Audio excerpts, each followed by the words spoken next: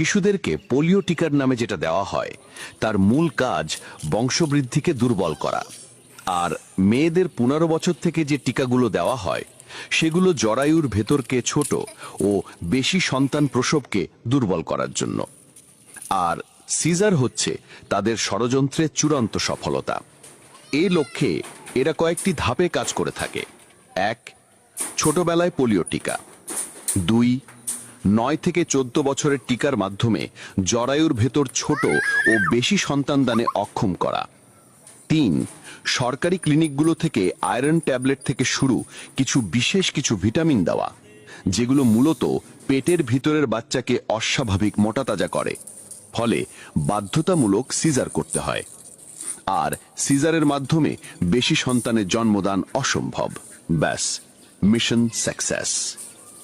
বর্তমানে দুগ্ধপোষ্য শিশুর মায়েদের